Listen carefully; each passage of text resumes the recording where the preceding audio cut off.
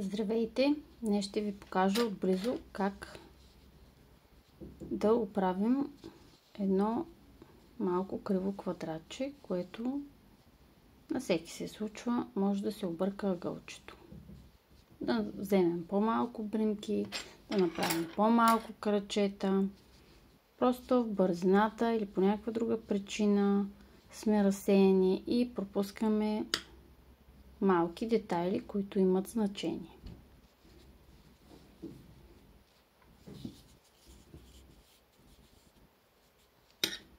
Аз ще започна от страна, където има хубав ъгъл, за да видите после как ще се изравни с тази страничка тук.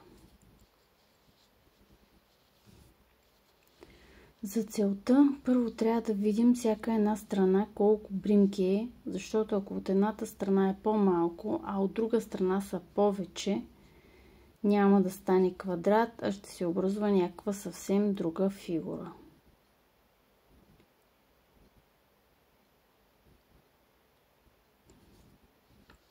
На този квадрат имаме по 13 кръчета от всяка страна, съвсем отделно вече изплитаме ъгъла.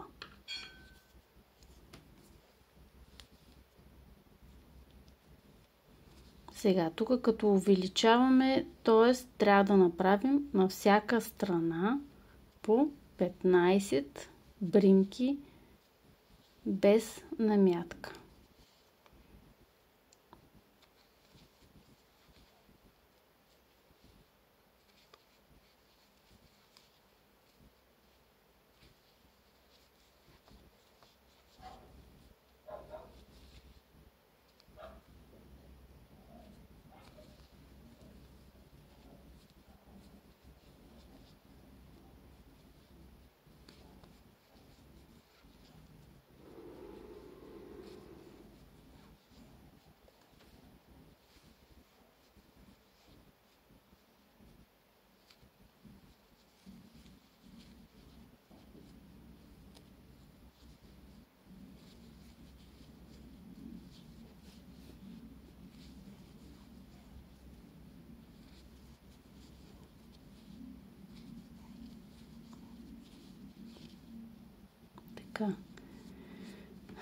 До тук са 13, когато изплетем тук ще стане 14-та.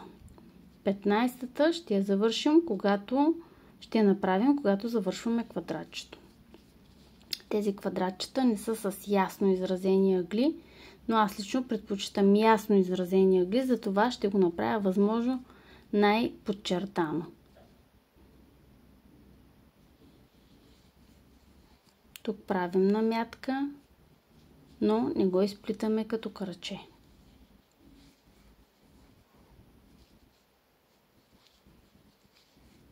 За да изравним страната и ъгъла да стане по-голям.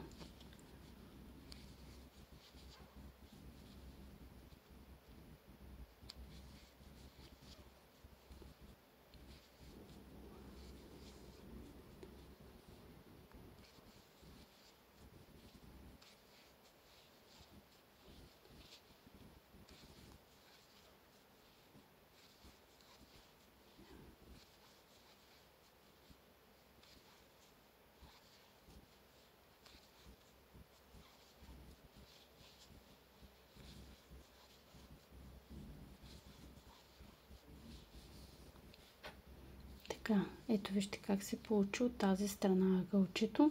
По-ясно изразено, така ще се получи от всички страни. И стигаме до неравномерния ъгъл.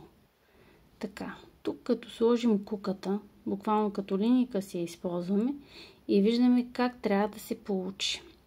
На място трябва да преценим дали да изплетем кръче или намятка без кръче. Ето тук сега, например,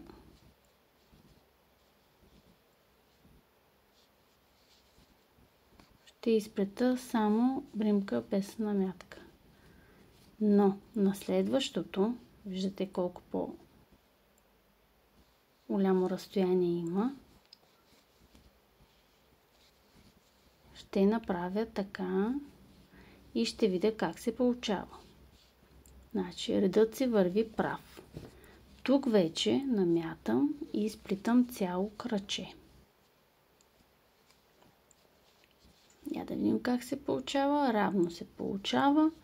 Продължаваме с ъгълчето, но тук ще изплетем кръчета с една наметка.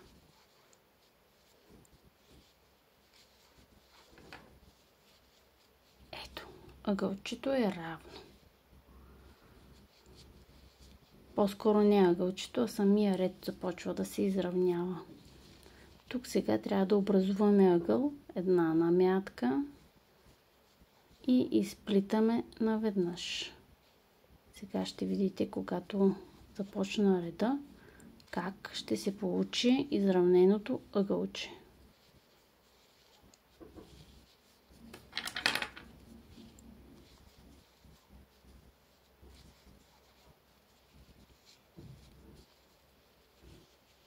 Ето, вижте как се получава въобще.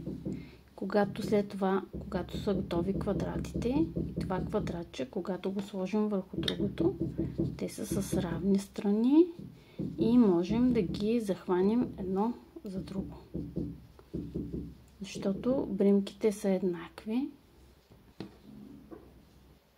и квадратчетата отговарят едно на друго.